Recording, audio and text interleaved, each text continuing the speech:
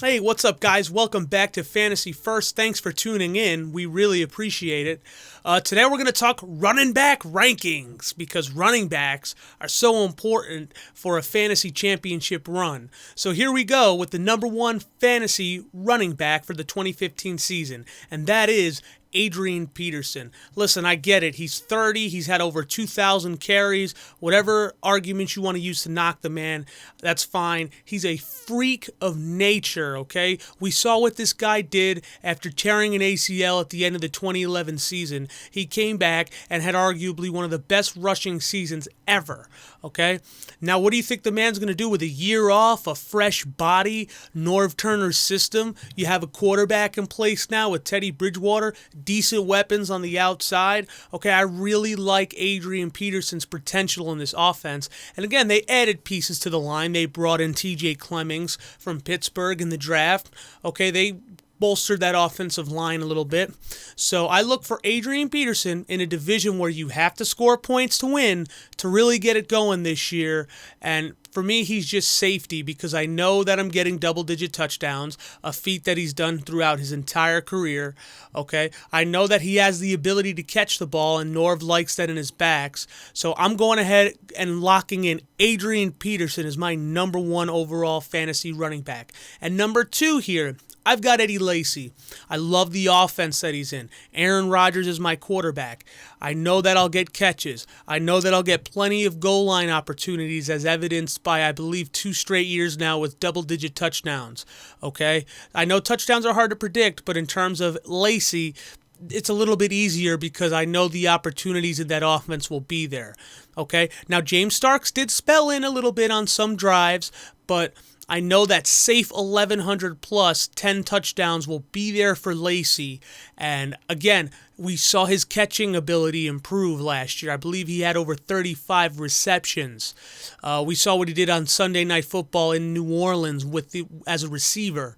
So I really like his fantasy value. If I'm in the top 4 of my drafts, I'm really targeting this kid to be a lockdown anchor RB1 for me for my entire fantasy season. At number 3, I'm going with Jamal Charles. Again, it's safety here. I know what Jamal can give me. I know that I'll probably get 1,000 rushing yards and 300 plus receiving yards in Andy Reid's pass happy to my back system. Okay. Now, I don't see him duplicating his 19 total touchdowns that he had in 2013, but the potential of 8 to 10 total touchdowns is there in this system. Now, I do expect a backup running back, the name's escaping me now. Niall Davis, thank you. To spell in, he'll get his touches. He showed that in Andy Reid's system, he could be a capable, productive back when Charles was injured.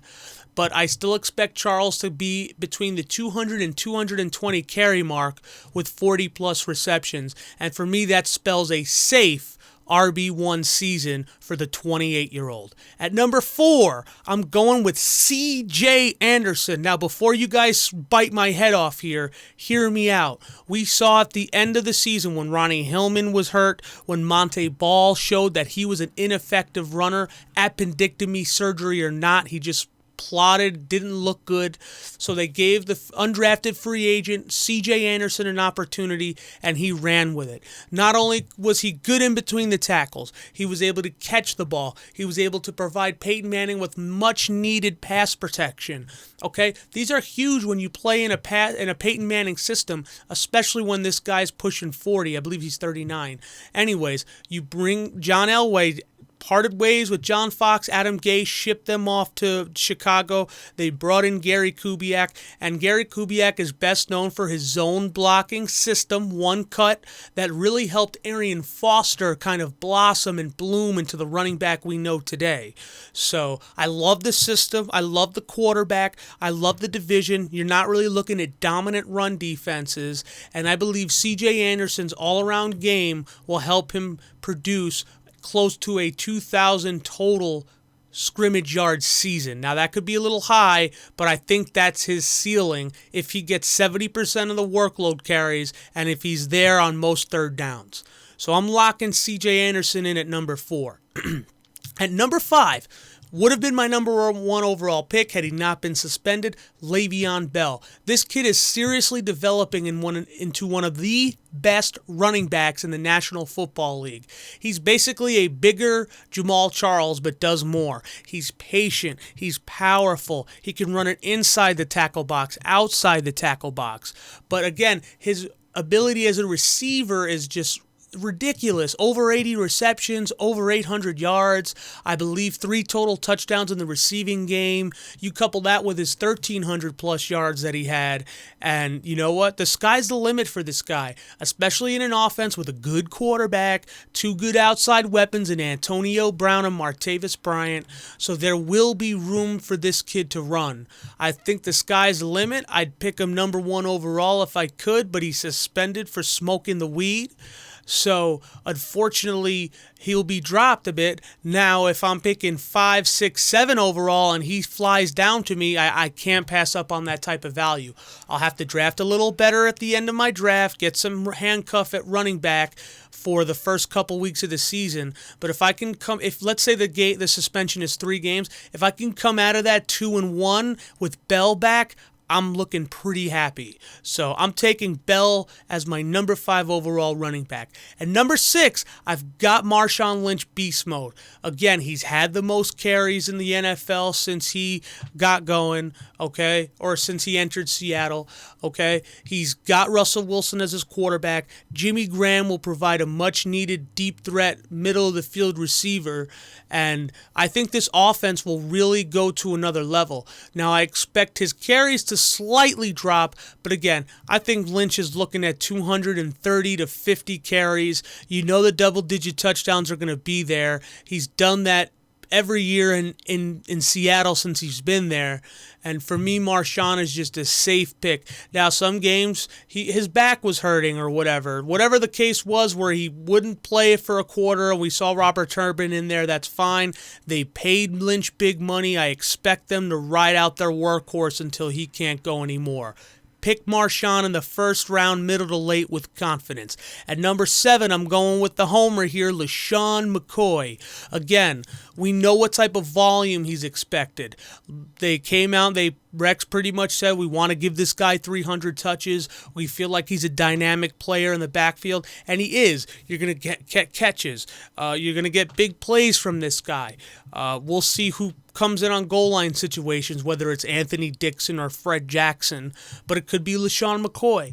I like Greg Roman coming in. He helped pretty much manufacture 1,000-yard seasons for the ageless Frank Gore, okay? And we know what this Buffalo situation is. No quarterback, but pretty good weapons elsewhere.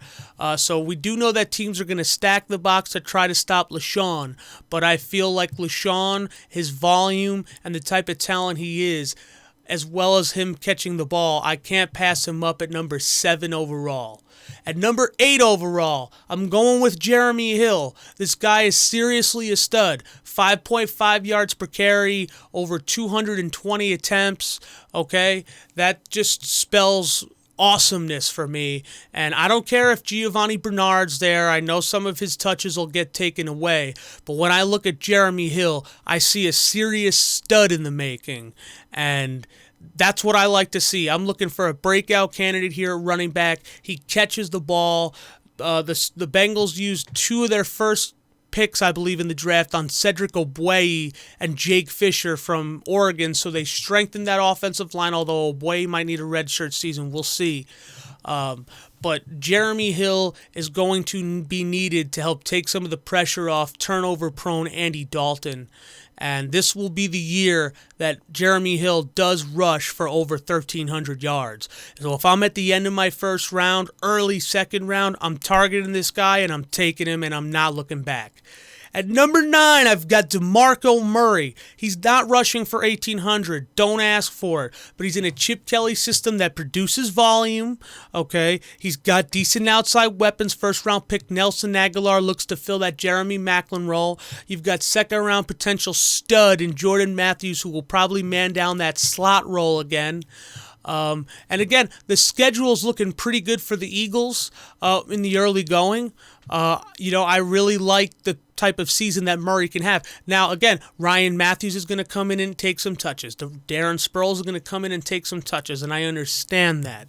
But I'm not passing up on a talent like DeMarco Murray in the early second round in that Chip Kelly system. I know I'll get catches, I'll get goal line opportunities, because Murray's not McCoy, who likes to dance and prance around. He's going to see that hole and he's going to hit it, and that's why Chip brought him in. So I'm locking in DeMarco Murray at 9. At 10, I've got Arian Foster. I'd have him higher, but am I going to get 12 games? Am I going to get 6 games? Am I going to get 16 games? I don't know. So I love the talent. Bill O'Brien loves the talent. He can catch the ball. We saw him throw for a touchdown pass in the fantasy finals against Baltimore. Okay, what can't this guy do? Simple, really. Stay healthy. So I'm locking in Foster there. Forte is my number 11 back. And now he's not going to catch 100 balls like he did last year. But I like him in this system with Adam Gase. They're still going to utilize him even though they drafted a Jeremy Langford. They brought in a Jaquiz Rogers. They still got Kadeem Carey from last year's draft. But Forte, even at close to 30 years old, I think this will be his 29-year-old season, looks to be a productive back. Again, you're not going to see the receiving numbers like last year, so his numbers will probably dip a little bit, but I still like the potential of a 1,400 total yards season from Matt Forte, assuming everything stays right around him. Alshon, you've got your field stretcher in Kevin White. I've got the black unicorn. Everything still seems to be in place for another year, and I don't think Matt Forte's talent will just disappear, so I'm locking in Forte at 11. At 12, Frank Gore. I don't care if he's 32 years old. I don't care if he's 70 years old, okay? With Andrew Luck, with Andre Johnson, T.Y. Hilton, I look for Frank Gore to have possibly one of his best seasons in the last couple of years. You know he'll have room to run with defenses playing honest, having an extra safety in the back to worry about Andrew Luck. Again, I like the division. I'm playing the AFC South. I'm playing Pittsburgh, Denver, New England. I'm playing the NFC South. So I look for a lot of opportunities for Frank Gore to get his 15 touches a game, and I can see an 8-score season. I really like Frank Gore in this offense, and I'm locking him in at 12. At 13, I'm going with Melvin Gordon. Yes, a rookie, and I'm sure that there are other guys you'd put higher, but I like the potential in this offense. He's showing that he can catch the ball, and we've seen in recent years that rookie running backs have produced numbers. Eddie Lacy, Le'Veon Bell, I hate to say it, Doug Martin, and there are a couple other guys that if you go back and you look at their rookie seasons, they've been productive. If I'm in the end of the third round and I see Melvin Gordon chilling, I'm taking him. 14, Mark Ingram. He was a borderline RB1 last year, and I love that about my running backs. I know that he'll be the first and second down thumper in a New Orleans offense that recently acquired Max Unger in a trade. You draft and you use your first round pick on Andres Pete. Clearly they're looking to bolster this offensive line and become more balanced as 36-year-old Drew Brees continues to age, so we don't want him throwing 650 times a game.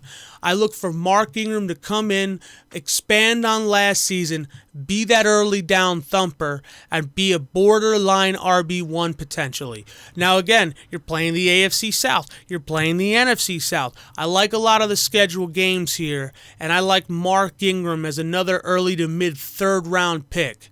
At number 15, this is where things get a little bit hazy for me in terms of running backs now. But I'm honestly going to rank Todd Gurley here. We know the ACL tear is scary, but they drafted, I think, 3 or 4 offensive linemen. They got Greg Robinson last year. They're really looking to become a dominant run team that plays good defense. Okay, now the first thing you got to worry about here is, well, how much time am I going to have him for the start of the season?